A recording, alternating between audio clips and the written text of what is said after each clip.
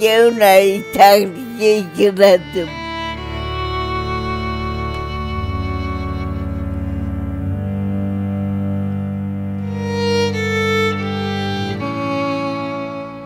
আমরা সমাজের অসহায় মানুষের পক্ষ থেকে, বঞ্চিত মানুষের পক্ষ থেকে, ছিন্নমূল মানুষের পক্ষ থেকে আমরা বৃদ্ধাশ্রম সম্পর্কে জানি।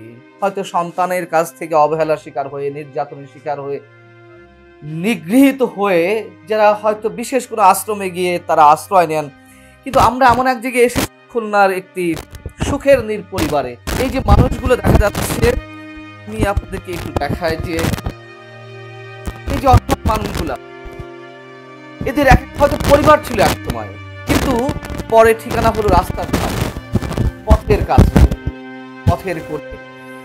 এই মানুষগুলোর মধ্যে যেমন অসহায় মানুষরা রয়েছেন, পরিবার থেকে বিচ্ছিন্ন হয়ে যাওয়া মানুষরা রয়েছেন, প্রতিবন্ধীরা মানুষরাও ঠিক অনেকটা রয়েছেন। এইরকম অনেক মানুষকে এনে জুবায়ের নামে একজন মহানব ব্যক্তি, একজন মহাপুরুষ বলতে গেলে, তিনি তাদেরকে এনে সেবা যত্ন দিয়ে যাচ্ছেন। এবং এটি করতে গিয়ে জুবায়ের আহমেদ, যাকে জীবনের সর্বস্ব ত্যাগ করতে হয়েছে, সর্বস্ব, একান্ত ব্যক্তিগত কারণে তিনি সেগুলো ডিসক্লোজ করতে চান না, তবে নিশ্চয়ই তার কথা খানিকটা আপনারা শুনবেন, শুনলে বুঝতে পারবেন যে তার ত্যাগ কতটা।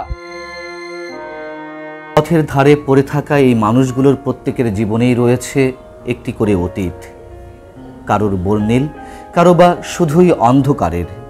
তবু সেই রং বেরঙের অতীতগুলো এখনো যন্ত্রণায় দগ্ধ করে ক্ষয়ে যাওয়া শেষ বিকেলের জীবনকে। প্রাণে প্রাণে বাজে ছয় তারের মূর্ছনা।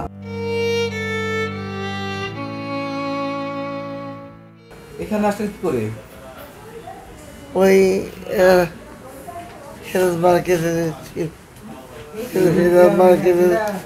সামনে ছিলাম আব্বা।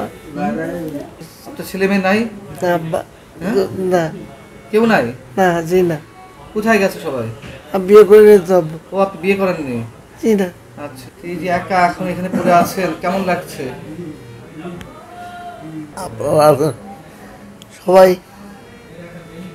ভালো লাগে, ভালো লাগে। আপনারা সবাই আছেন।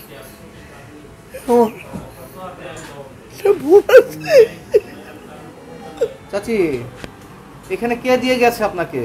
আমার মা বাপ নাই, মারা গেছে, মারা গেছে। আর ছেলেরা? তাহলে আপনি এখানে কেন? পাঠায় দিছে? হ্যাঁ। মাইয়া নাই, ছেলে নাই, কেউ নাই, থাকলে খেলাতাম। ছেলে খোঁজ খবর নাই না? 2 ছেলে ছিল, 12টা মারা গেছে। আচ্ছা, আর চাচা কোথায়? সেও মারা গেছে ঢাকায়।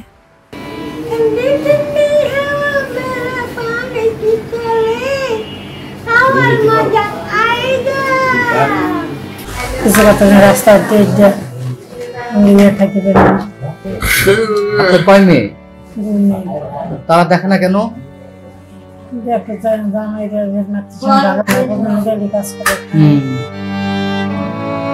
কুষ্টিয়া ইসলামী বিশ্ববিদ্যালয় থেকে স্নাতকোত্তর শেষ করা বাগেরহাটের মংলার সন্তান জুবায়ের ক্ষয়িষ্ণু জীবনের ধূসর চোখগুলোতে আঁকার চেষ্টা করছেন নতুন স্বপ্নের।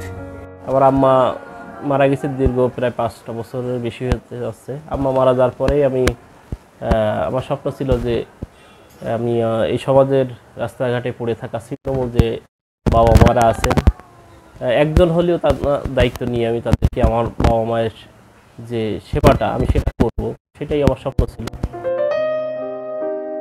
বাসা ভাড়া, খাওয়া দাওয়া, চিকিৎসা সহ এই মুহূর্তে 26টি প্রাণের পেছনে খরচ প্রায় 1.5 লক্ষ টাকা। এর অর্ধেক আসে শুভাকাঙ্ক্ষীদের কাছ থেকে, বাকিটার বেশ কষ্টেই সংস্থান করতে হয় জুবায়েরকে তার ব্যবসা থেকে। ছিন্নমূল মানুষদেরকে আশ্রয় দিতে গিয়ে যেখানে জীবনের সর্বস্বই ত্যাগ করতে হয়েছে মহৎ এই মানুষটিকে, সেখানে তার কাছে আর অর্থের কী বা মূল্য আছে? অনেক ত্যাগের বিনিময়ে এখানে আসতে হচ্ছে প্রতিটা মুহূর্তে। না, আসলে এটা আমি বলতে পারবো না, কিন্তু আপনারা বুঝে নেন যে একটা মানুষের জীবনে কি কি স্বপ্ন থাকে এবং এই বয়সে কি কি স্বপ্ন থাকতে পারে, সেসব স্বপ্নগুলোকে আমাকে বিসর্জন দিতে হয়েছে, নিজের হাতে ভেঙে ফেলতে হয়েছে, নিজের হাতে এইগুলোকে অনেক ষড়যন্ত্র কবল থেকে আমাকে এখানে আসতে হচ্ছে। প্রতিটা মুহূর্তে আমার এই ভালো কাজটা অনেকে দেখছে ভালো কাজ, কিন্তু হাতে গোনা দুই একজন মানুষ আমাকে এই কাজটাকে ধ্বংস করার জন্য আমার বিরুদ্ধে ষড়যন্ত্র থেকে শুরু করে অনেক কিছুই করতে, তাদের লাভ কিছু হয় না। এটা থাকবে, ভালো কাজ যেখানে থাকবে সেখানে খারাপ কিছু থাকবে, এটাই তাহলে আপনার কাজটাকে গুছানো সুন্দর করে আপনি গুছাই নিতে পারবেন। এগুলো থাকবে, এই জন্য আমি এগুলো মেনে নিয়েই পথ চলতেছি। আলহামদুলিল্লাহ ভালো আছি। সবকিছু মিলেই ত্যাগের বিনিময়েই তো শান্তি।